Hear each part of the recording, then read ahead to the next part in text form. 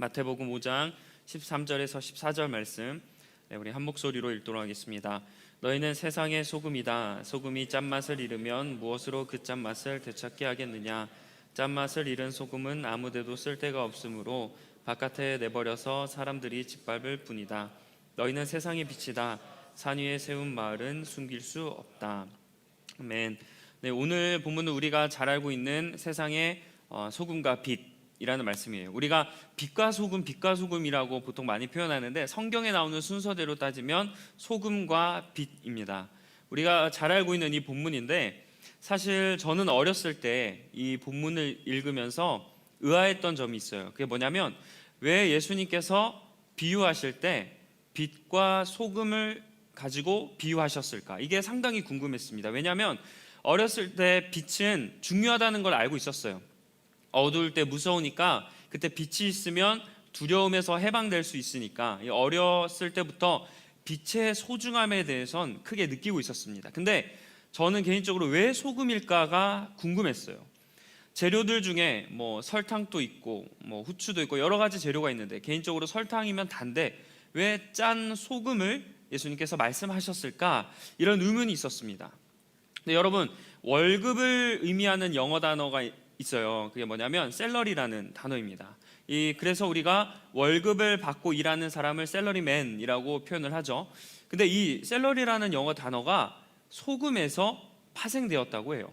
여러분 알고 계시죠? 네, 알겠습니다. 저도 처음 알았습니다. 네, 그래서 이 셀러리라는 단어가 소금에서 유추됐는데, 왜 소금에서 유추됐냐면 이 영어 단어가 소금을 지급한다라는 그런 라틴어인 살라리움에서 비롯된 단어라고 해요. 그래서 이 소금이 우리가 생각할 때는 식재료 정도로 지금 우리가 생각하고 있잖아요. 맛이 필요할 때 짜게 하는 소금 정도로, 그리고 간을 맞추거나 음식이 부패하지 않거나 이럴 때 보관하는 용도로 생각하는 소금인데, 예전에는, 오늘이 아니라 고대에는 이 소금이 동양과 서양을 막론하고 화폐, 그러니까 돈을 대신할 정도의 엄청난 값어치를 가진 게 소금이었습니다.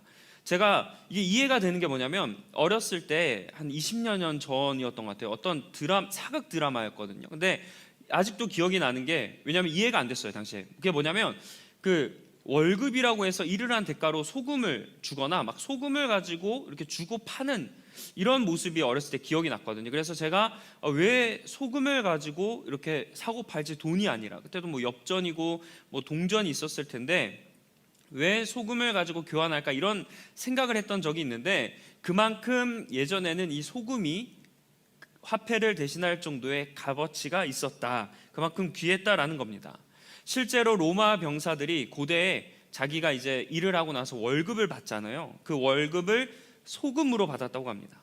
여러분, 지금 오늘날 우리가 한 달 동안 진짜 열심히 정말 무슨 고생해서 일을 해서 돈을 벌었어요. 그러면 당연히 통장에 돈이 찍혀야 되는데, 내가 열심히 일한 대가가 통장에 돈이 찍히는 게 아니라 책상 위에 소금이 그냥 놓여져 있으면 어떻게 생각하겠어요? 지금은 그 소금을 회사에 뿌리고 싶고 그렇잖아요.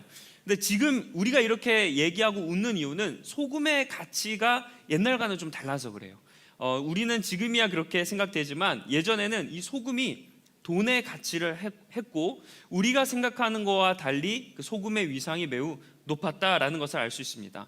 그래서 좀 재미있는 게 뭐냐면, 우리가 월급이 적을 때 어떻게 표현하냐면 그 회사 월급이 짜다라고 이야기하죠. 그래서 월급이 짜다, 이 짜다라고 표현하는 게 이 월급이라는 이 단어, 이 셀러리가 소금과 관련이 있기 때문에 짜다라고 표현을 하구나, 이런 생각을 하게 되었습니다. 그래서 제가 이렇게 길게 소금을 설명한 이유가 뭐냐면, 예수님께서 너희는 소금이다, 너희는 세상의 소금이다라고 말씀하셨잖아요. 그래서 너희가 소금이라고 얘기하셨던 그 예수님의 소금, 그 뜻은 당시의 소금이 매우 귀중했듯이, 예수님께서 그 당시 사람들에게 너희는 소금이야 라고 말씀하시는 것은 너희는 그만큼 귀중한 존재라는 뜻이에요. 그냥 재료들 중에 소금을 비유하신 게 아니라 당시에 소금이 너무나 귀했고 큰 값어치를 지녔기 때문에 예수님께서 너희는 소금이다 라고 말씀하신 겁니다. 자, 오늘 본문과 이제 비슷한 그런 본문들을 평행 본문이라고 하는데, 이 본문이 여러 복음서에도 등장하고 있어요. 그 중에서 누가복음 14장 34절을 보면 이런 말씀이 있습니다. 소금은 좋은 것이다. 소금은 좋은 것이다 라고 했는데 이게 예수님께서 말씀하신 겁니다. 자, 예수님께서 그러니까 비유할 게 없어서 막 생각을 하시다가 그래 소금 좋다, 그래 소금이다 라고 해서 소금으로 이야기하신 게 아니라 소금이 그만큼 좋은 것이기 때문에 우리를 소금으로 비유하신 겁니다. 예수님이 보시기에도 우리를 너무나 좋게 보신 거예요. 그래서 당시에 귀했던 소금으로 우리를 비유하셨다. 그러니까 이 소금이란 단어에는 예수님께서 우리를 얼마나 중요하게 여기시고 귀중하게 여기시는 그 마음이 소금이라는 단어에 담겨 있는 거예요. 그래서 우리가 소금의 특징을 잘 알아야 소금대로 살 수 있겠죠. 자, 소금의 특징하면 여러분 가장 먼저 떠오르는 게 무엇이 있습니까? 짜다이죠. 짠맛. 네, 이 짠 성분, 이 염분과 관련된 것을 우리가 소금하면 가장 먼저 떠오르는 이미지, 그런 단어예요. 근데 이 소금이 짠 이 성분을 가지고 여러 역할을 하고 있습니다. 먼저 첫 번째가 뭐냐면 이 소금은요, 음식이 썩지 않도록 그런 방부제 역할을 한다고 해요. 자, 그래서 우리가 소금처럼 살아간다라고 했을 때 이 소금의 특징을 잘 생각하면서 우리도 역시 소금이 음식물을 썩지 않게 하는 방부제 역할을 하듯이 우리도 소금으로 살아가야 하는데, 그 소금으로 산다는 게 무엇이냐면 세상 가운데 세상이 죄로 물들여져 가거나 죄로 부패하거나 악으로 타락해져서 썩어가는 그러한 순간에 우리가 소금이 되어서 방부제 역할, 살아내는 역할, 그것을 방지하는 역할을 해야 된다라는 게 주님이 말씀하신 너희는 소금처럼 살아라 라는 뜻입니다. 그래서 우리는 이런 이미지를 가지고 세상에 살면서 죄로 인해서 세상이 부패하지 않도록 살아야 된다라는 그 마음을 우리가 가지고 세상에서 살아야 하는 거예요.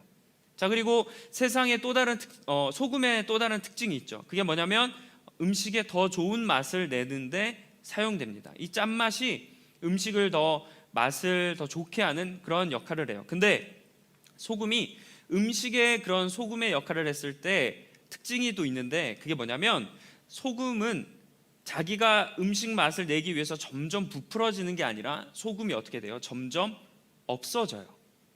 작아지고, 예를 들어서 물에 이렇게 담그면 소금이 녹아지고 또 여러 가지 보관하면 거기에 이제 스며드는 그런 게 소금입니다. 소금 자체가 등장하면 다른 재료들에게 이롭게 해주는 게 소금이에요. 그러면서 소금이 맛을 내는데 도와줍니다. 그래서 우리가 여기서 알게 되는 건 뭐냐면 희생이라는 포인트입니다. 소금이 자기를 희생해서 더 좋은 맛을 내듯이 우리가 살아가면서 우리의 삶의 자리에서도 희생하고, 내가 때로는 여러 가지 피해를 보거나 또 물질적으로 어려움을 당하거나 또 감정적으로 좀 슬픈 일을 당하더라도 이런 희생을 가지고 우리가 살아가는 게 바로 소금처럼 살아간다는 의미예요. 그래서 사실은 우리가 세상을 살아가면서 희생하며 사는 게 쉽지 않습니다. 사실 우리 누가 희생하고 싶어 하겠어요? 우리는 희생하기보다 나에게 유익이 되고 나에게 더 플러스 요인이 있게 되는 걸 원하지만 소금의 특징은 없어지고 희생하는 겁니다. 그래서 우리가 세상을 살아갈 때 이런 마음을 가지고 살아가야 돼요. 내가 더 높아지고 나를 드러내는 삶이 아니라 내가 희생하면서 다른 사람들이나 또 다른 상황에 내가 유익이 되는 삶, 그게 바로 세상의 소금의 존재입니다. 그리고 또 소금의 특징이 있는 게 뭐냐면 우리 몸에 영양분을 보내주는 역할도 하고 소화 작용도 하고 또 살균 작용, 이런 것들을 한다고 해요. 근데 지금은 우리가 치료제가 많이 발달되었습니다. 약도 있고 그런 의료 시설도 많이 이렇게 발달이 되어서 치료가 지금 쉽지만 예전에는 이 소금이 치료를 하는 데 도움이 되었다고 해요. 실제로 전쟁에서 병사가 이렇게 상처를 입으면 그때 소금물로 치료를 했다고 그런 기록이 있습니다. 이렇게 소금은 다른 사람들의 아픔과 상처에 치유되기 위한 그런 도구로 당시에 사용했어요. 자, 우리가 또 이런 소금의 특징을 생각하면서 소금처럼 산다는 건 무엇일까요? 주변에 아프고 힘든 사람들에게 우리가 어떻게 해야 돼요? 회복을 주는 역할을 해야 된다는 겁니다. 주변에 아파하고 힘들어하는 사람들이 내 눈에 보이는데 그것을 그냥 지나치는 게 아니라 소금이 당시에 그런 역할을 했듯 나도 주변 사람들의 아픔과 상처와 어려움을 돌보아 줄 수 있는, 회복시켜 줄 수 있는 그런 사람으로 산다는 것, 그게 바로 세상의 소금이라는 겁니다. 자, 이렇게 소금이 짠 성분을 가지고 다양한 역할을 했듯이 예수님께서는 우리가 소금처럼 삶 가운데서 다양한 모습으로 살아가길 원하신다는 거예요. 그게 바로 소금처럼 살아간다는 겁니다. 자, 그래서 또 다른 그런 평행 본문이 마가복음 9장 50절에서는 또 이렇게 말씀합니다. 소금은 좋은 것이다, 동일하게 좋은 것이다라고 말씀하면서 그러나 소금이 짠맛을 잃으면 너희는 무엇으로 그것을 짜게 하겠느냐? 너희는 너희 가운데 소금을 쳐두어서 서로 화목하게 지내어라. 자, 여기서 눈에 띄는 표현이 소금을 쳐두어서 서로 화목하게 지내라는 겁니다. 소금을 우리가 치다라는 표현을 하잖아요. 그러니까 소금을 서로 이렇게 친다는 게 뭐냐면 이런 우리가 앞서 살펴본 그런 소금의 특징을 가지고 살라는 겁니다.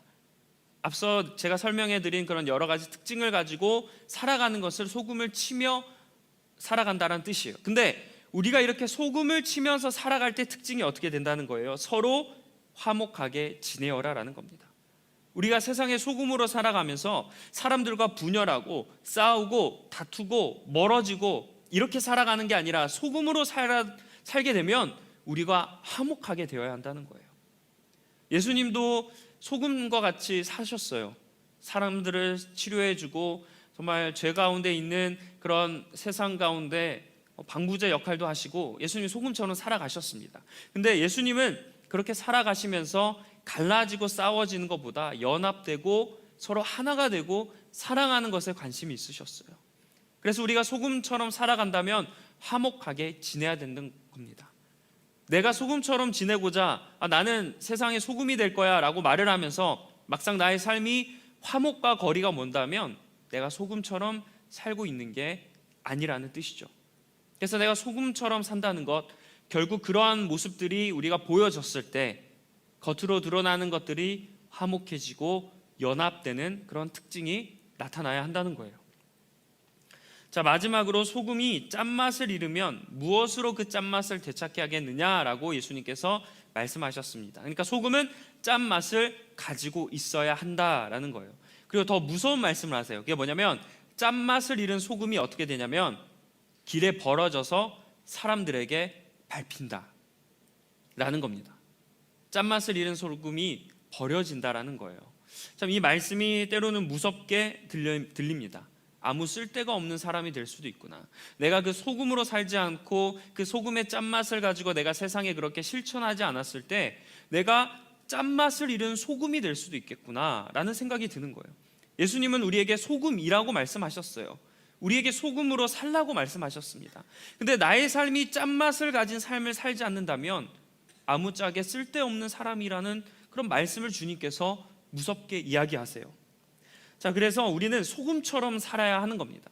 내가 원하는 대로 나의 유익과 나의 이익을 위해서 살아가는 것이 아니에요. 하나님은 내가 세상에서 어떻게 살아가는 걸 원하시냐면 내가 내 마음대로 살아가는 걸 원하시는 게 아닙니다. 소금처럼 희생하고 방부제 역할도 하고 때로는 내가 없어지고 여러 가지 좀 어려움이 당할지라도 세상 가운데 그렇게 살면서 화목하게 사는 것, 그것을 주님께서 원하시는 거예요. 우리에게 이런 목적이 있다는 겁니다. 소금으로 산다는 건 그냥 그냥 아무런 그런 구체적인 거 없이 그냥 뜬구름 잡는 것처럼 나는 소금이다, 이게 아니라 소금으로 사는 건 이런 구체적인 특징을 가지고 살아가면서 하나님께서 주신 존재 목적대로, 지금 말씀 나눈 그런 목적대로 살아가는 게 소금의 삶이라는 거예요. 자, 이어서 예수님은 우리가 세상의 빛이라고 하셨습니다. 성경에서 빛은 예수님을 표현할 때 자주 썼던 단어예요. 자, 이 말씀이 요한복음 12장 46절에서 예수님 구체적으로 말씀하십니다. 예수님이 이렇게 얘기하셨어요. 나는 빛으로 세상에 왔다. 예수님은 아예 그냥 자기가 세상의 빛으로 오셨다라고 말씀을 하고 계십니다. 자, 이 말씀 잠깐 띄워주세요. 자, 나는 빛으로 세상에 왔다. 그것은 나를 믿는 사람은 아무도 어둠 속에 머무르지 않도록 하려는 것이다. 그러니까 예수님께서 빛으로 오신 게 그냥 오신 게 아니라 목적이 있어요. 뭐냐면 아무도 어둠 속에 머무르지 않도록 하려는 것. 이 목적을 가지고 빛으로 세상에 오셨다는 겁니다. 자, 그래서 우리를 예수님께서 자신이 빛이라고 하신 이후에 너희도 세상의 빛이다라고 말씀하신 이유는 우리가 예수님을 닮은 존재라는 거예요.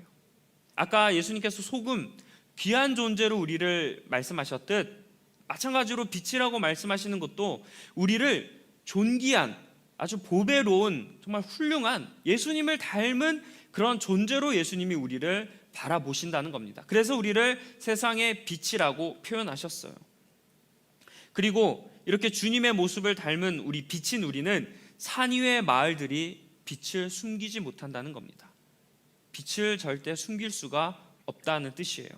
자, 그런데 빛이라고 하면 이후에 설명되는 내용들이 매우 중요합니다. 우리가 그냥 단지 빛만 기억해요. 나는 세상의 소금이고 빛이다. 그냥 빛은 어렴풋이 그냥 밝혀주는 역할을 하니까 그것만 기억하는데, 사실 오늘 말씀에서 너희는 세상의 빛이다라고 말씀하신 이후의 구절들이 엄청난 은혜를 담고 있습니다. 그래서 우리가 그 뒤에 말씀들을 잘 보아야 하는데, 자, 산 위의 동네라고 표현을 했어요. 여러분, 요즘 우리가 집을 지을 때 산 위에 집을 짓나요? 아니죠. 근데 당시 이 문화를 잘 살펴보면 당시에는, 고대에는 산 위에 집을 짓는, 높은 곳에 집을 짓는 그런 특성이 있었다고 합니다. 그런데 그렇게 언덕 위에 높은 곳에 집을 짓게 되면 당연히 사람들 눈에 잘 보일까요? 안 보일까요? 언덕 위에 이렇게 집이 이렇게 있으면 집이 있는 게 잘 보일까요? 안 보일까요? 사람들 눈에 잘 안 보일 것 같아요? 잘 보여? 지금 의견이 분분합니다. 근데 산 위에 있으면 사람들 눈에 보일 수밖에 없어요. 아래 있어도 보이지만 오히려 밑에 있으면 위에 이렇게 산에 이렇게 언덕이 있게 되면 그 마을들이 잘 보일 수밖에 없어요. 그런데 이런 빛은 산 위에 있는 마을이라 할지라도 그것을 숨기지 못한다는 겁니다. 아무리 그 산이, 마을이 이렇게 둘러 있고 그게 평지이든 산 위이든 빛이 있으면 산으로 사방이 둘러싸여 있다 할지라도, 거기에 마을들이 이렇게 집들이 둘러싸여 있다 할지라도 빛을 감출 수가 없다는 겁니다. 그만큼 빛의 파급력이 크다는 거예요. 그러니까 빛을 숨기려고 해도 숨길 수가 없는 게 바로 빛이라는 겁니다. 자, 그래서 또 재미있는 표현이 있어요. 등불을 켜서 말 아래에 두지 않고 어디에 둔다고 했죠? 등경 위에 둔다라고 표현을 합니다. 자, 이 말씀은 이런 의미예요. 당시 유대인들은 등불, 이 불을 켜서 등경이라는 그런 기구에 이렇게 올려놓았습니다. 여러분, 이 불을 우리가 바닥에 놓았으면, 바닥에 놓으면 이렇게 뭐 환하게 비추지는 못하잖아요. 그저 이렇게 바운더리 안에서만 비추게 되는데, 이 등불을 이렇게 등경이라는 그런 대 위에 이렇게 올려놓으면, 등경 위에 있으면 이제 사람들, 그러니까 온 집안에 있는 것들을 환하게 밝혀 준다고 해요. 그래서 당시 유대인들의 필수품 중에 하나가 등경이었습니다. 왜냐하면 밝게 비춰야 되니까, 어둠 가운데 집이 잘 보여야 하니까, 사람들에게 잘 비춰져야 하니까 이 등경이 필수품이었다고 해요. 자, 이렇게 빛은, 등불은 등경 위에 무조건 두어야 한다는 겁니다. 근데 또 재미있는 게 있어요. 말 아래에 두지 않는다고 합니다. 말 아래. 자, 여러분, 여기서 말하는 말은 동물의 그런 말이 아니에요. 그 동물 말 아래 빛을 둔다 이런 뜻이 아니라, 이 말이라는 건 뭐냐면, 여러분, 곡식이나 가루를 이렇게 양을 재는 그런 그릇을 말이라고 했습니다. 뭐 이렇게 나무로, 이렇게 둥근 모양 나무로 이렇게 만들어서 옆에 세부치가 있는, 아마 이걸 검색해 보시면 어떤 건지 아시는 분들 계실 거예요. 이 말이라는 그릇이 있는데, 등불을 등경 위에 두지 이 말로 감싸지 않는다는 겁니다. 왜냐하면 빛은 비추어야 하는 거예요. 빛을 비추려고 등불을 켜지 숨기려고 불을 켜는 게 아니지 않습니까? 그래서 말 아래에 두지 않는다라고 합니다. 근데 이 빛을 말 아래에 둘 때가 있어요. 언제냐면, 여러분, 예전에는 지금처럼 뭐 라이터나 성냥이나 이런 게 있어서 불을 쉽게 이렇게 붙일 수가 없었어요. 정말 어렵게 불을 붙였겠죠. 그러면 여러분, 그 어렵게 불을 붙였는데 그때 잠시 여러분이 자리를 비운다고 생각해요. 그러면 어떻게 해야 돼요? 불을 꺼야 돼요? 그대로 켜야 돼요? 불을 꺼야 되죠. 그렇죠? 왜 꺼야 돼요? 끄지 않으면 집에 불이 나서 자리만 비었다가 집이 날아가는 그런 일이 생길 수 있잖아요. 그래서 근데 당시 사람들이 불을 지피는 게 쉽지 않았어요. 그래서 고민을 한 게 뭐냐면, 이 말이라는 그 도구를 이렇게 등불을 등경에서 이렇게 내려놓고 말로 이렇게 덮었다고 합니다. 그러니까 불씨는 살려두는 거예요. 왜 그 말로 덮었냐면 혹시나 내가 자리를 비운 사이, 집을 비운 사이에 뭐 동물들이 들어와서 뭐 등경을 친다거나 뭐 어떤 움직임에 의해서 그 등불이나 등경이 떨어지면 집에 불이 붙기 때문에 그런 것을 방지하려고 말로 잠깐 자리를 비울 때는 이렇게 등불을 가렸다고 해요. 이럴 때를 제외하고는 보통은 등불은 등경에 둔다고 합니다. 그리고 우리가 평상시에 등불은 등경 위에 있어야 하는 거예요. 그거를 오늘 예수님께서 말 아래 두지 않는다, 등경 위에 둔다라는 의미가 바로 이것처럼 등경 위에 두는 겁니다. 근데 왜 등경 위에 두냐면 아까 말씀드린 대로 온 집안을 비추기 위해서. 등불을 만드는 이유는, 그 켠 이유는 방을 비추기 위해서예요. 방을 비추려고 등불을 켜지, 불을 켜서 불이 너무 아깝다 해서 감추는 사람은 없잖아요. 내가 환하게 보이게 해서 길을 찾거나 뭐 밤중에도 무언가를 할 수 있도록 불을 켜는 거잖아요. 그래서 모든 사람에게 환히 비추는 목적을 가지고, 어두움 가운데 사람들을 밝히 비추는 목적을 가지고 등불을 켜서 등경 위에 두는 겁니다.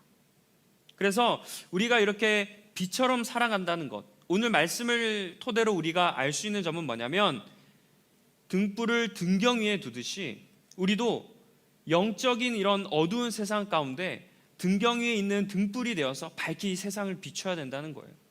죄악으로 어두워진 세상, 그리고 여러분 주변에 아직 영적인 무지함으로 하나님을 알지 못해서, 복음을 깨닫지 못해서 아직 죄 가운데 살아가고 있는 사람들에게, 그들에게 여러분이 빛이 되어서 그들에게 하나님을 알려주고 빛이신 주님을 전하는 그런 삶을 살라는 거예요. 그리고 등경 위에 두어서 온 세상을 밝힌다고 했습니다. 그런 존재가 빛인 우리예요. 예수님도 이 세상에 오셔서 온 세상을 위해서 사역하셨습니다. 우리에게는 그런 마음이 있어야 돼요. 나도 세상의 빛이기 때문에, 등경 위에 있는 빛과 같기 때문에 내 주변에 있는 사람들에게 이런 영향력을 주며 살아가야 한다는 겁니다. 그냥 나 혼자 그냥 밝게 비추어서 나 혼자 잘 살아가는 게 그 빛의 역할이 아니에요. 빛은요, 그냥 어두움 가운데 그냥 아무나 와서 밝게 살아, 이렇게 비추는 게 아니라는 겁니다. 빛은 목적이 있습니다. 어두운 사람들에게 빛을 가르쳐 주어야 하는 목적이 있어요. 그 목적대로 살아가는 게 바로 빛이라는 겁니다. 우리는 그러니까 열방을 향해서 온 세계를 밝게 비추는 그런 빛이 되어야 한다는 거예요. 우리가 살다 보면 나의 환경이 이제 제약이 되고 만나는 사람들도 제한이 되다 보면 내 삶의 바운더리랑 그런 캐파를 줄이거나 그렇게 생각이 작아질 수밖에 없어요. 그러나 오늘 말씀에서는 주님은 세상의 빛, 비춰서 모든 사람들을 밝히 비추라고 했습니다. 우리 마음에는, 우리 열심에는, 우리 믿음에는 온 세상을 밝히 비춰야 한다. 나와 관계 맺는 사람뿐만 아니라 나와 관계 맺지 않는 사람들까지도. 그래서 우리가 선교를 나가는 거 아니겠습니까? 나와 관련 없는 사람, 모든 사람들에게 어쨌든 주님의 빛을 전하기 위해서 우리가 선교를 가는 거예요. 그래서 빛으로 살아간다는 것은 이러한 포괄적인 의미를, 넓은 의미를 우리가 생각해야 된다는 겁니다. 근데 주님은 그래서 빛의 특징을 가지고 우리가 이와 같이 너희들이 빛을 비추어라 라고 말씀하셨습니다. 말로 등불을 감추듯 여러분을 감추며 살아가서는 안 돼요. 숨어져서 지내면 안 됩니다. 언젠가는 내 이 빛을 쓴다라는 마음 가지고 지금 빛인데 그 빛이 아무런 그런 역할을 감당하는 삶을 살아서는 안 된다라는 거예요. 비추어야 한다는 겁니다. 이같이 너희 빛이 사람들에게 비추라고 하셨어요. 우리는 빛을 비추며 어두운 사람들에게 빛을 알게 해주며 살아가야 한다는 겁니다. 그게 빛의 자녀인 거예요. 사랑하는 리버스 청년 여러분, 소금과 빛, 일상에서 우리에게 너무나 필요한 존재입니다. 예수님께서 그런 너무나 필요하고 값어치 있는 소금과 빛을 우리에게 비유하셨다는 건 우리 역시도 동일하게 너무나 중요한 존재라는 거예요. 근데 예수님께서는 소금과 빛, 이것을 필요한 존재라고 말씀하시면서 우리에게 너가 속한 곳에서, 일상에서 소금과 빛대로 살아가라라고 말씀하셨습니다. 여러분이 속한 곳에 내가 소금과 빛처럼 살아가고 있는지 한번 말씀 앞에 우리를 한번 점검해 보았으면 좋겠습니다. 앞서 말한 소금의 특징들, 빛의 특징들, 빛이다라고 말씀하신 이후에 산 위에 있는 마을들, 그리고 뭐 말 아래 두지 않고 등경 위에 두고 빛이 너희가 비추게 하라는 그런 말씀들을 통해서 우리가 알게 되는 그런 진리들을 그대로 살고 있는지 한번 돌아보았으면 좋겠어요. 우리가 소금과 빛이라는 건 알고 있습니다. 그러면 내가 알고 있는 대로 세상에서 얼마나 소금대로 살고 있나, 얼마나 빛처럼 살아가고 있나 한번 돌아보았으면 좋겠습니다. 내가 속한 곳에서 소금과 빛으로 살아야 하는데 혹시 나는 은혜로운 곳, 내가 보기에 좋은 곳만 찾고 있는 그런 신앙생활을 하고 있지 않습니까? 내가 소금과 빛으로 살아야 하는데, 그런 역할을 감당해야 되는데 소금과 빛이 있는 곳을 내가 찾고 있는 모습은 아닌가, 이런 모습들을 우리가 바라보게 되고, 내가 있는 곳이 너무나 좋지 않아요. 정말 꽝입니다. 그런 곳을 우리가 피하고 싶은 마음이 있어요. 근데 우리가 그런 곳에 살면 내가 소금과 빛이면 어떻게 돼요? 그곳이 은혜로운 자리가 되는 겁니다. 내가 있는 곳이 좋지 않은 곳이어도 내가 소금과 빛이니까 그곳이 좋게 될 수밖에 없는 거예요. 빛을 감출 수 없고 소금은 짠맛을 내야 합니다. 그래서 우리가 더 이상 힘들고 어려운 그곳에서 내가 피하려고만 하고 도망치려고 하지 말고, 그곳에서 보내신 목적이 있다. 내 마음에 들지 않아도, 정말 피곤하고 너무나 힘들어서 도망치고 싶어도 하나님이 그곳에 보내신 이유, 소금과 빛처럼 살으라고. 좋은 곳에 보내시면 그곳에서 소금과 빛으로 살아가야 하고, 좋지 않은 곳에서도 그래서 소금과 빛이 너희를 보낸 거다라고 주님이 말씀하신 거예요. 그런데 우리는 좋은 곳을 찾고 소금과 빛이 있는 곳만 찾고 어렵고 힘든 곳에서는 피하려고 하는 모습을 보인다면 우리가 소금과 빛으로 살아가는 게 아닙니다. 예수님께서는 소망이 있는 곳에 빛으로 오셨어요. 예수님께서도 사역하기 좋은 곳만 찾아다니면서 사역하신 게 아닙니다. 온 세상 사람들을 향해, 그 주변에 있는 사람들을 향해, 모든 사람들을 향해 사역하셨어요. 빛이 있는 곳에서 사역하신 게 아닙니다. 왜 그러셨을까? 예수님 자체가 빛이기 때문이에요. 예수님 자체가 소금이기 때문이에요. 그래서 예수님은 장소를 골라서 다니신 게 아니라 어디든 상관이 없다, 나를 비방하는 것도 상관이 없다. 왜? 내가 소금과 빛이니까, 어둠을 밝혀야 하니까, 짠맛을 내야 하니까. 그래서 예수님께서 그렇게 살아가셨습니다. 여러분, 이제 나의 평안과 만족을 위해서 우리가 소금과 빛을 찾아다니는 인생이 되지 않길 소망합니다. 우리 자체가 소금과 빛인 줄 믿습니다. 예수님께서는 너가 소금이다, 너가 빛이라고 하셨어요. 너가 소금이 되어야 한다, 소금이 될 준비를 하라고 말씀하시지 않습니다. 너는 소금의 빛이고 너는 소금이고 빛이다 라고 말씀하셨어요. 이미 그런 존재라고 말씀하신 겁니다. 그래서 우리의 관심이 어디 있어야 되냐면, 내가 소금과 빛으로 살아가야 된다는 게 관심이 있는 게 아니라 하나님의 관심도 마찬가지예요. 내가 그곳에서 소금과 빛으로 살아가야 하는 겁니다. 내가 믿음이 연약해서, 내가 지식적으로나 영적으로 부족해서 나는 아직 소금이 될 수 없어, 빛이 될 수 없어 생각해서는 안 돼요. 기도 제목도 내가 소금과 빛을 경험하게 해주세요. 하나님, 내가 정말 은혜로운 곳, 하나님의 축복이 가득한 곳으로 나를 인도해 주세요 라는 기도를 하지 않기 원합니다. 하나님, 그곳이 좋지 않은 곳이라도, 내 마음에 들지 않고 내가 너무나 힘들고 내 속을 썩이고 정말 괴로운 그곳이라도 내가 소금과 빛이라면 그곳에 어둠이 사라지고 짠맛을 통해 새 삶이 살아나고 회복되는 역사가 있을 줄 믿습니다. 여러분, 그래서 여러분이 혹시 어려운 곳에 계신다면 기도를 바꾸셔야 돼요. 하나님, 나에게 소금과 빛의 사람을 만나게 해주세요. 선한 영향력 있는 사람을 만나게 해주세요 라는 기도보다, 하나님, 그곳이 어려우니까 내가 소금과 빛이 되겠습니다. 소금의 역할을 감당하겠습니다. 빛의 역할을 감당하겠습니다. 나와 함께하여 주시옵소서 라는 그런 기도를 하는 우리가 되길 간절히 축원합니다. 여러분이 소금과 빛이라는 걸 잊지 않으셨으면 좋겠어요. 그리고 더 이상 소금과 빛을 찾지 않으셨으면 좋겠습니다. 하나님, 내가 소금과 빛입니다. 이렇게 고백하며 앞으로 어떻게 소금과 빛으로 살아갈까, 오늘 받은 은혜와 오늘 나눈 은혜들을 가지고 어떻게 살아갈까 여러분 고민하셨으면 좋겠어요.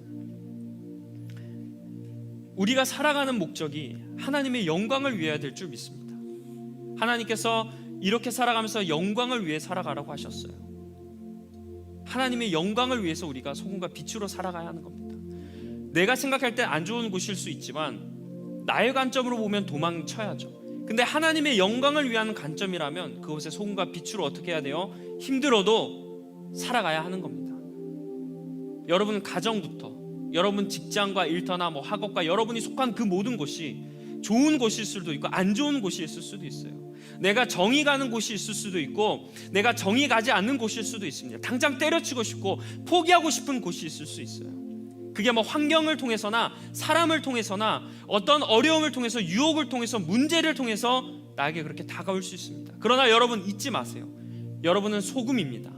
여러분은 빛입니다. 그곳에서 그렇게 살아가야 할 줄 믿습니다.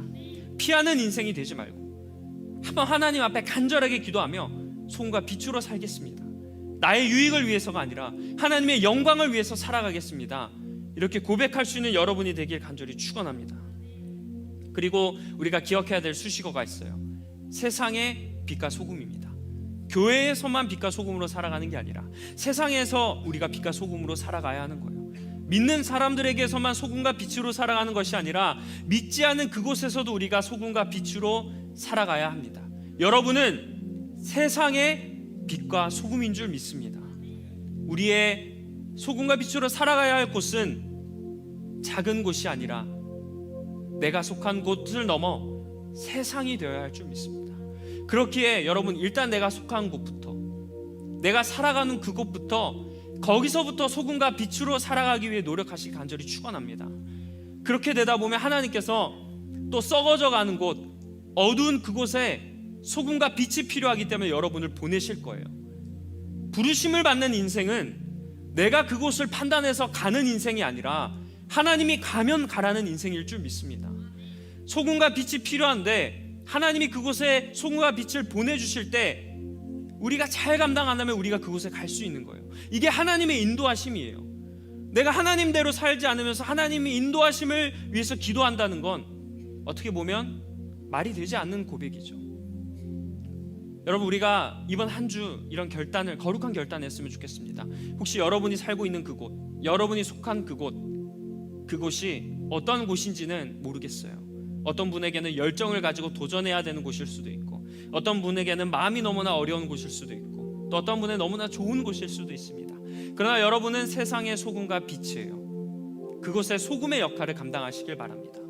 어떻게 내가 소금으로 살아갈까? 오늘 나는 소금의 특징들을 생각하며 소금으로 살아가시길 축원합니다. 그리고 빛의 특징을 잘 기억하세요. 내가 어떤 사람이 복음을 전해야 된다는 마음이 들거나 이 사람이 하나님을 믿는다고 하지만 삶의 자리에서 하나님대로 살아가지 않는다면 빛이 그것을 비추어야죠. 그 사람이 하나님을 알게 만들어야 되고 그 사람이 하나님대로 살아가게 만들어야 합니다. 그게 소금과 빛의 역할이에요. 여러분 빛과 소금이 있는 곳에 가서 내가 살아가길 원하는 인생을 넘어서 내가 소금이다, 내가 빛이다 라는 그 주님의 말씀을 기억하시길 간절히 축원합니다. 이제 말씀을 맺습니다. 우리는 세상의 빛과 소금이에요. 소금이 되어야 하는 존재도 아니고 소금이 있는 곳을 찾아야 하는 존재도 아닙니다. 오늘 말씀에서는 너희가 소금과 빛이라고 말씀하셨어요. 이걸 먼저 기억하시고 여러분 오늘 소금의 특징과 빛의 특징들을 배웠습니다. 당장 셀 모임부터 교회에서부터 그리고 여러분 세상과 가정과 여러 곳에서 다 적용해 보세요. 나만 신앙생활 하는 것을 넘어서 소금과 빛으로 살아가시길 바랍니다. 소금은 자기가 없어져서 맛을 낸다고 했어요. 빛은 자기를 태워서 밝힙니다. 여기에 공통적으로 들어가는 포인트가 희생이에요. 여러분 희생하셔야 합니다. 내가 희생하지 않고 소금과 빛으로 살아갈 수 없어요. 스트레스 받고 어려움 당하고 손가락질 당해도 내가 그게 세상의 빛과 소금으로 살아가는 데 필요하다면 감당하시길 바랍니다. 소금처럼 녹아지세요. 나의 자만과 나의 이기심과 나의 성격 다 녹아내시길 바랍니다. 그리고 필요한 것들 다 태워내세요.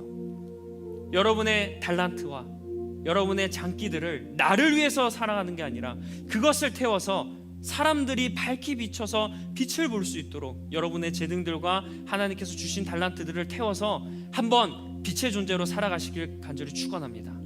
오늘 이 말씀을 기억하며 이제 앞으로 삶 가운데서 세상의 빛과 소금으로 살아갈 수 있는 우리 리버스 청년부가 되게 주님의 이름으로 간절히 축원합니다. 기도하겠습니다. 하나님, 오늘은 세상의 빛과 소금이라는 주제를 가지고 우리가 말씀을 나눴습니다. 하나님, 그동안 우리가 기도할 때 하나님 세상의 소금의 장소로 나를 인도해 주십시오. 빛이 가득한 곳에 나를 비춰 주십시오 라고 기도했다면 우리가 이제 소금과 빛을 찾는 인생이 아니라 내가 소금과 빛이 되어 내가 속한 곳에서 빛과 소금의 역할을 감당할 수 있도록 주님 역사하여 주시옵소서. 그곳이 때로는 절망스럽고 선한 곳이라도 때로는 악한 것이 너무나 많이 있는 곳이라도 그곳이 어떠하든 내가 빛과 소금이기 때문에 어두우면 비치게 하여 주시고 짠맛으로 그것을 살려내는 역할을 감당하게 하여 주시옵소서. 더 이상 피하거나 도망치거나 하나님 앞에 다른 데로 이동하게 해달라고 기도하기보다 한번 소금이 없어질 때까지 짠맛을 가지고 사명을 감당하게 하여 주시고 빛이 태워지듯이 이 한 몸 불태워서 하나님 나라와 영광을 위해 빛의 역할을 감당할 수 있도록 주님 나를 써주시옵소서. 내가 있는 곳부터 그렇게 살아가며 주님께서 이 세상을 바라보시며 빛과 소금이 필요한 곳이 너무나 많을 텐데 그곳에 다시 한번 나를 보내셔서 그곳에서도 빛과 소금의 역할을 감당할 수 있도록 주님 나를 인도하여 주시옵소서. 모든 말씀 예수님의 이름으로 기도합니다. 아멘. 우리 자리에 일어나셔서 결단하며 계속해서 찬양하며 나아가겠습니다.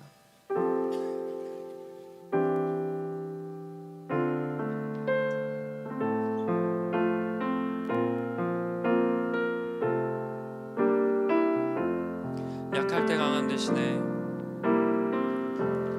약할 때 강한 대신에 나의 보배가 되신 주 나의 모든 것 주 안에 있는 보물을 나는 포기할 수 없네. 주 나의 모든 것 다시 약할 때 강한 대신에 약할 때 강함 대신에 나의 보배가 되신 주 나의 모든 것 주 안에 있는 보물을 나는 포기할 수 없네. 주 나의 모든 것 예수 어린 양 예수 어린 양 존귀한 이름 예수 어린 양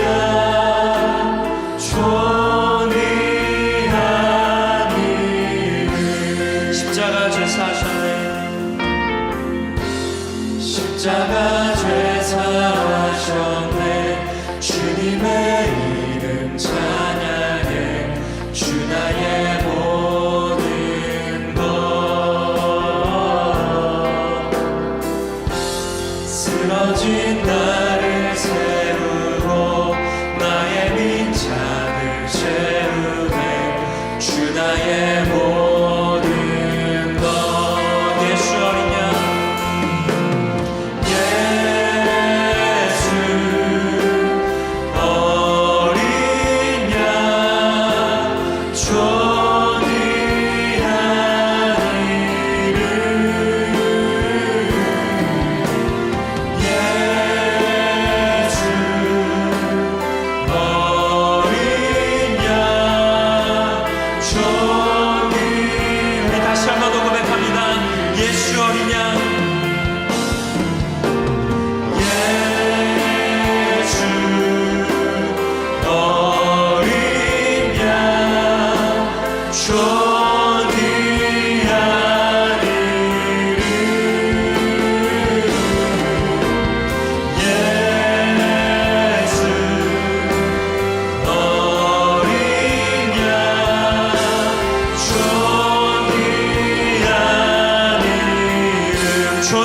주보혈이 존귀한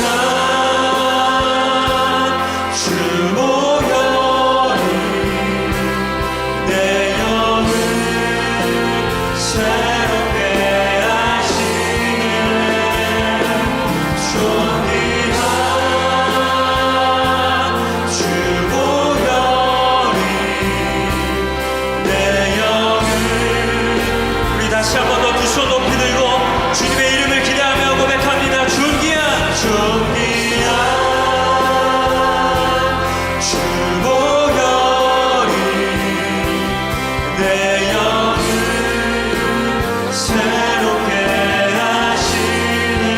주님 우리를 새롭게 하여 주시옵소서. 주보혈이 내 영을 우리 이 시간 두 손 높이 들고 주님께 기도했으면 좋겠습니다. 두 손 높이 드시고 기도할 때 하나님, 이 두 손, 내가 주님 앞에 높이 든 두 손, 이 높이 든 두 손은 내가 하나님의 뜻을 따르겠다는 순종의 의미이고, 그리고 주님 기도하는 이 시간 우리의 두 손을 잡아주셔서 하나님의 힘을 경험할 수 있게 해주시옵소서.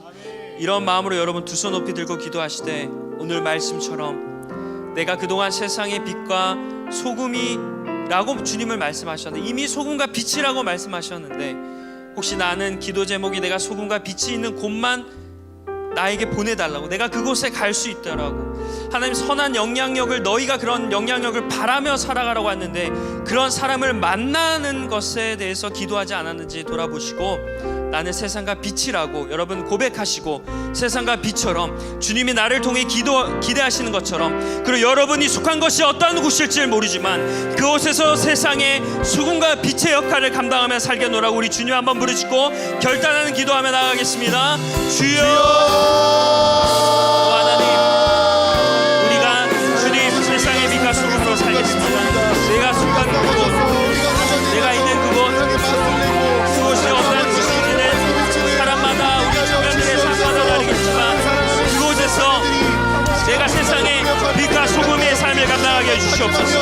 더 이상 내가 소금이 있는 곳을 찾지 않게 해주시고 빛이 있는 곳으로만 가려고 하지 않고, 내가 소금과 빛이니 내가 있는 그곳이 어떤 곳이든지 상관없이 내가 그곳에 있다면 그곳이 하나님의 은혜가 충만하게 임하는 곳이 될 줄 믿습니다.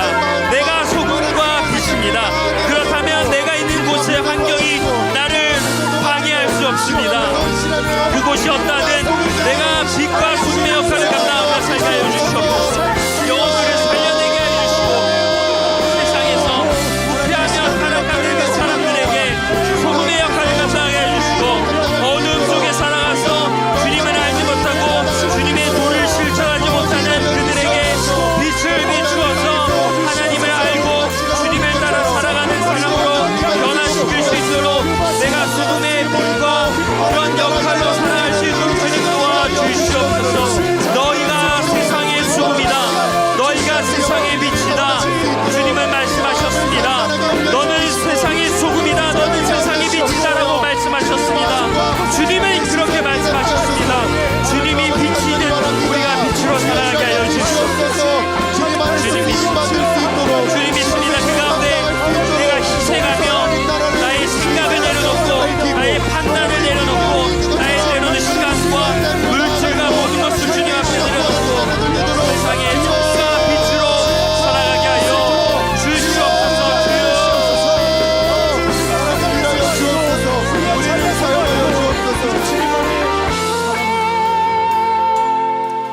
여러분, 다음으로 여러분의 개인 기도 제목을 놓고 기도했으면 좋겠습니다.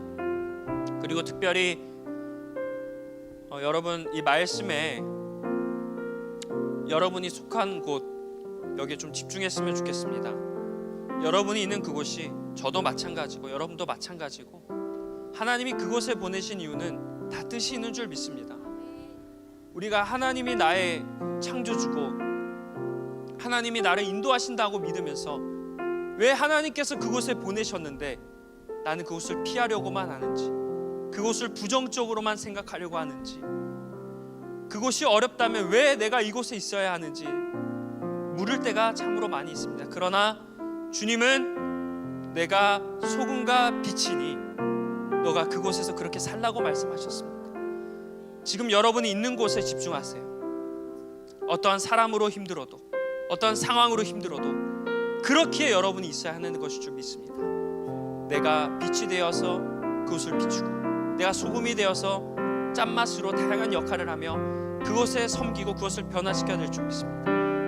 여러분, 이 시간 여러분이 속한 그곳, 삶의 자리, 가족부터 먼 이웃까지, 그리고 믿음의 지체들을 위해서 내가 그렇게 살아가겠노라고 그 기도 제목 놓고 다시 한번 결단하며 그 기도하며 나가겠습니다. 주여, 주님, 내가 속한 그곳, 내가 살아가는 그곳을 위해 기도합니다. 나의 직장의 상황일 수도 있고, 나의 가정일 수도 있고, 나의 학업의 자리일 수도 있고, 나의 사역의 자리일 수도 있습니다. 주님, 그러나 주님은 나를 그곳에 보내신 이유가 있습니다. 그곳에 보내신 목적이 있습니다. 그곳에 목적이 있는데 자꾸 내가 그곳을 피하려고 하고 그곳에서 하나님의 뜻을 벗어나서 냉동을 하지 않도록 주님 도와주시옵소서. 비록 그것이 힘들더라도, 그곳이 어렵더라도, 내가 왜 이곳에 있어야 하는지 피가 마르고 고통스럽다 할지라도 내가 그곳에 있어야 하는 이유는 내가 그곳에 필요한 소금과 빛이기 때문입니다. 내가 있는 그곳, 하나님, 사랑할 수 없고 원망만 가득하고 힘들지만 내가 있는 그곳, 그 사람들, 그 상황들을 사랑할 수 있는 마음을 주시고 그 사람들을 품으며 희생하며 세상의 빛과 소금의 역할을 감당할 수 있도록 주 역사여 주시옵소서. 하나님께서 나를 그곳에 보내신 이유를 알 수 없으나 그곳에 있으라고 하신 분명한 목적은 하나님의 영광을 위해서 나를 소금과 빛으로 살라고 말씀하셨습니다. 그곳에 소금과 빛으로 살기 위해 그곳에서 기도하고 씨름하고 눈물을 흘리며 그곳에 보내신 목적을 깨닫게 하여 주시옵소서. 주님 믿습니다. 주님 믿습니다. 주님 의지합니다. 주님 나에게 그 뜻을 알려주시옵소서. 주님 피하거나 도망치지 않고 주님의 말씀 가지고 그곳에서 사명 감당할 수 있는 삶을 살아갈 수 있도록 주의 역사하여 주시옵소서.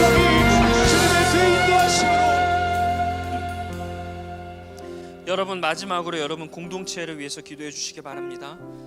우리 속한 리버스 청년부에 있는 많은 지체들, 사역자들로부터 우리 부장님과 또 많은 사역 팀원들과 또 선교 팀원들, 그리고 우리 셀원들 기도해 주시고, 특별히 이 시간에 셀 모임이나 사역의 모임에서 조금 이렇게 멀어진 분들이 계시다면 그분들은 좀 용기 내셨으면 좋겠습니다. 교회가 클수록 여러분들 위해 기도해 줄 수 있고, 그래도 들어줄 수 있고, 함께 마음 아파할 수 있는 작은 조직들이 필요해요. 그게 셀 모임이고, 그게 사역팀이고, 그게 공동체입니다. 그래서 여러분, 그곳을 좀 피하시기보다는 그곳에 들어오셨으면 좋겠어요. 물론 그곳에 들어와서도 어려울 수 있고 힘들 수 있습니다. 그러나 그곳에 주시는 은혜가 더 클 줄 믿습니다. 혹시 여러분 생각하실 때 그런 분들이 있다면 그런 분들이 좀 안으로 들어올 수 있도록 기도하시고, 나가서 계시는 분들이 있다면 어떤 이유인지 모르겠지만 다시금 안으로 들어올 수 있는 용기를 내셨으면 좋겠습니다. 우리 리버스 청년부 위해서, 그리고 제가 말씀드린 그런 기도 제목 가지고 다시 한번 주님 한번 부르짖고 기도합니다. 주여, 이 시간 하나님 우리 리버스 청년부를 위해서 살아있는 공동체, 주님 안에 말씀의 영이 충만한 공동체, 기도의 능력이 충만한 공동체, 사랑의 은혜가 충만한 공동체가 되게 하여 주시옵소서. 특별히 이 시간 우리 많은 청년들을 위해서, 사역팀을 위해서, 섬기시는 사역자들과 또 많은 분들을 위해서 주님 함께 하여 주시옵소서. 주의 은혜가, 주의 권능이 그곳에 임하게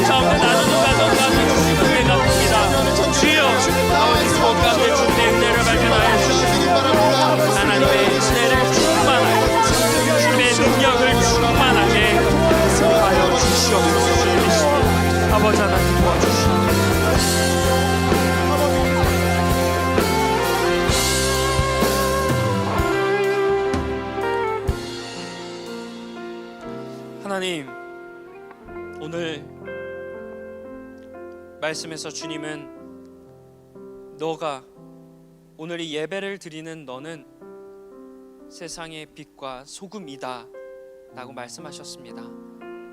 하나님께서 필요가 있으셔서 주님의 목적이 있으셔서 지금 내가 있는 그곳으로 보내셨을 텐데 하나님 그곳에 있는 것이 힘들고 어렵고 또 상황과 사람 때문에 여러 가지 상처도 받고 괴로움을 당할 때도 있습니다. 그러다 보면 인간적인 마음으로는 그곳을 피하고 싶고 도망치고 싶습니다. 그러나 주님은 내가 소금과 빛이기 때문에 그곳에 보내신 줄 믿습니다. 인간적인 마음으로 내가 내 인생을 계획하기보다 하나님의 뜻하심이 있음을 믿고 이제는 피하기보다 그곳에서 하나님의 뜻을 발견하게 하여 주시옵소서. 내가 너를 사랑하기에 그곳에 보냈다. 너를 미워해서 그곳에 보낸 게 아니라 너를 사랑해서 너를 통해 내가 일하고 싶어서 너가 그곳에 있어야만 해서 그곳으로 보냈다라고 말씀하시는 주님의 부르심을 기억하게 하여 주시옵소서. 그것의 소금의 특징들을 오늘 잘 기억해서 소금의 역할을 감당하고 빛의 특징을 잘 기억해서 빛의 역할을 감당하게 하여 주시옵소서. 우리를 숨길 수 없습니다. 우리는 숨어서도 안 됩니다. 이제 나 혼자 나만 잘하는 신앙생활을 넘어 빛은 산에 있는 마을도 숨길 수 없고 말 아래 감추면 안 된다라고 말씀하신 것처럼 우리가 세상의 빛으로서 온 세상을 향해 하나님의 사명을 감당할 수 있는 그런 우리가 되게 하여 주시옵소서. 소금은 짠맛을 내야 합니다. 혹시 우리의 삶이 짠맛을 잃은 삶은 아닌지 돌아보게 하시고 짠맛을 내며 그 짠 성분으로 세상에서 살아갈 수 있는 우리가 되게 하여 주시옵소서. 하나님은 나를 사랑하셔서 우리에게 이런 사명을 주셨습니다. 사람들이 나를 통해 하나님께 영광을 돌리는 일보다 우리에게 더 큰 은혜가 어디 있겠습니까?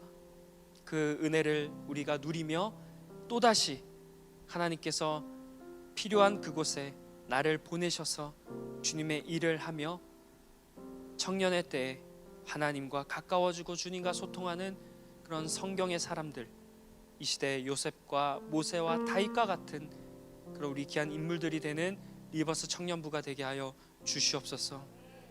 이제는 우리 주 예수 그리스도의 은혜와 하나님 아버지의 극진하신 사랑과 성령님의 교통하심이 세상의 빛과 소금으로 살아가고자 결단하며 이제 내가 있는 그곳부터 빛과 소금으로 살아가겠노라고 결단하는 우리 귀한 리버스 청년들의 삶 가운데 이제부터 영원토록 함께 하시기를 간절히 축원하옵나이다.